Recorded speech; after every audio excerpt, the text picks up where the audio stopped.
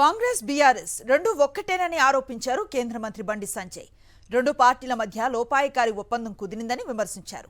Kaleshwaram, phone tapping, drugs, farm house కేసుల పేరుతో ప్రభుత్వం హడావుడి చేసిందన్నారు. స్కామ్లో ఉన్న బీఆర్ఎస్ నేతలను ఎందుకు అరెస్టు చేయట్లేదని ప్రశ్నించారు బండి సంజయ్. భారతీయ జనతా పార్టీ 3 ఎమ్మెల్సీ స్థానాల్లో ఓటర్స్ యొక్క ఆశీర్వాదంతో మనం పక్కా గెలవబోతున్నాం. ఎందుకంటే ఈ రెండు పార్టీలు ఒకటే,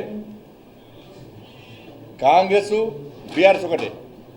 వాస్తవానికి కాంగ్రెస్ పార్టీ పోటీ చేద్దామనుకోదు, ఇక్కడ ఇటీవల పోటీ చేయాలని చెప్పి మూడింటికి పోటీ చేయాలని చెప్పి కాంగ్రెస్ పార్టీ భావించింది.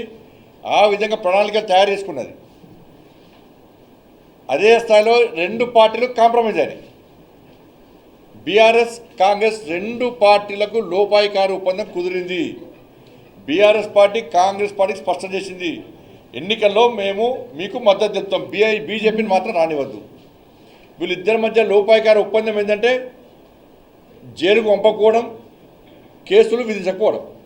మీరు చూడండి, కాళేశ్వరం కేసు, కాళేశ్వరంలో కేసీఆర్ జైలు పోతాడు, హరీష్ రావు జైలు పోతాడు, వీళ్ళు జైలు పోతారు, వాళ్ళు జైలు పోతారు అని చెప్పి అనుకున్నారు. కానీ ఏమైంది, ఢిల్లీ వెండు ఎవరితో మాట్లాడు case close. Farm house case అయితే రేపు అరెస్ట్ చేస్తామన్నారు. ఫామ్ హౌస్ కేసు కాంప్రమైజ్ అయ్యారు BRS party Congress party.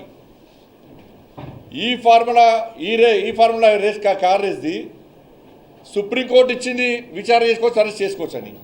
High court ఇచ్చింది, విచారణ చేసుకోవచ్చు, హైకోర్టు అరెస్ట్ చేసుకోవచ్చు అని చెప్పి. మరి విచారణ ఎందుకు ఆగింది? విచారణ ఎందుకు ఆగింది? కదా మళ్ళీ కాంప్రమైజ్.